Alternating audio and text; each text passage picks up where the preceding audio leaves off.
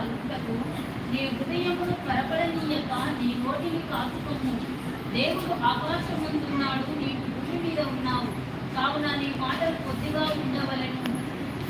విస్తారమైన పనిపాటుల వలన సత్వము పుట్టును, ఎక్కువ మాటలు పలుకువాడు బుద్ధిహీనులను.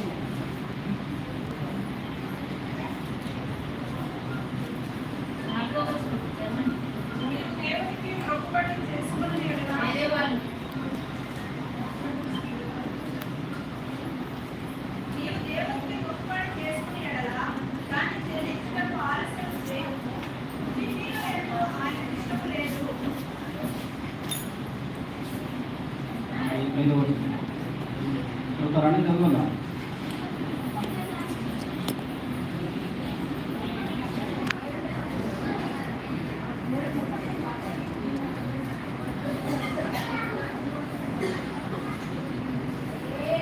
నీ దేహము శిక్షకు లోపరుచున్నంత పని నీ నోటి వలన జరగనీయకము, అది పొరపాటు చేత జరిగినని దూత ఎంత చెప్పకము. నీ మాటల వలన దేవునికి కోపం పుట్టించి నీ వేళ నీ కష్టమును వ్యర్థపరుచుకునేదు. అధికమైన స్వప్నములను మాటలను నిష్ప్రయోజనములు నీ మట్టుకు నీవు దేవుని యందు భయభక్తులు కలిగి ఉండము. ప్రార్థన చేసుకుందాం. కరుణ మనిషి ప్రార్థన చేసుకుందాం. స్తోత్రముల తండ్రి, పరిశుద్ధుడ, ప్రేమ కలిగిన తండ్రి, జీవం కలిగిన దేవ, సర్వశక్తి కలిగిన ప్రభువా, అత్యున్నత సింహాసనము పైన ఆసీనుడమైన దేవా, నీ పాద సన్నిధిలో మేము మొరపెడుచున్నాము తండ్రి. నీకు వందనాలు. మంచి దేవుడా, మహాగణుడ, జీవం కలిగిన ప్రభువానికి స్తోత్రం. నీ పాద సన్నిధిలో మొరపెడుచున్నామయ్యా. ఇదిగోనైనా నీకు స్తోత్రములు తండ్రి. అయానికి స్తోత్రములు తండ్రి. నా స్వరము అయానికి స్తోత్రం వినటం వలన ఏ ఉపయోగము లేదు.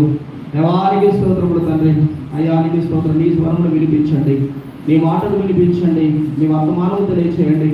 మీరు ఉద్దేశించిన తండ్రికి స్తోత్రము, నీ విలువైన సందేశమును మాకు అనుగ్రహించమని ప్రార్థన చేస్తున్నాం. ప్రభువానికి స్తోత్రములు తండ్రి.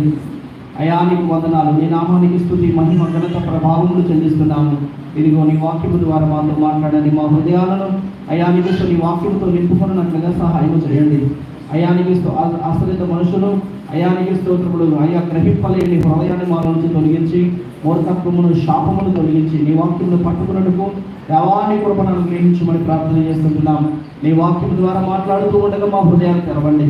అవును ప్రభువానికి స్తోత్రములు తండ్రి. మీరు మాట్లాడుతూ ఉండగా అయానికి స్తోత్రం. ప్రతి మాటను తండ్రి నీ చిత్తాన్ని గ్రహించినట్లుగా సహాయం చేయమని పరిశుద్ధాత్మదేవుడాన్ని సహాయాన్ని కోరుకుంటున్నాం.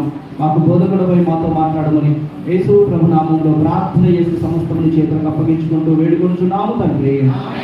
ఆమేన్. ఒకసారి రెండు చేతుల పైకెత్తి ప్రభువును స్తుతించుగా చెప్తామా? దేవునికి స్తోత్రం. హల్లెలూయా. దగ్గరగా చెప్తాం హల్లెలూయా. కూడి వచ్చిన మీ అందరికీ నా హృదయపూర్వకమైన వందనాలు. అందరికీ ప్రైజ్ లా. దేవుడు అందరినీ దీవించును గాక. మంచిది. మీ పక్క వాళ్ళకి కూడా వందనాలు చెప్పండి. ప్రైజ్ లా. హల్లెలూయా. చాలా సంతోషం. మంచిది ప్రియులారా, చదవబడిన లేఖన భాగంలో మనం ధ్యానం చేస్తున్నాం. ఈ లేఖన భాగాన్ని మనము ధ్యానించే ముందు కొన్ని మాటలు మీతో నేను మాట్లాడతాను. జాగ్రత్తగా వినండి. గడిచిన శుక్ర, శని, శనివారాలలో దేవుడి వాక్యాన్ని మనం విన్నాం, బలపరచబడ్డాం. దేవుని అద్భుతమైన సందేశం విన్నాం. చెప్పగలుగుతారా? ఒకరు శుక్రవారం ఏం విన్నామండి? శుక్రవారం మధ్యాహ్నం ఏం విన్నాం? హిజ్కియా కన్నీళ్లను దేవుడు చూశాడు. హిజ్కియా ఆయుష్యులు పొందాడు. హిజ్కియా శత్రువులు మీదకి వచ్చినప్పుడు దేవుని మీద ఆధారపడ్డాడు.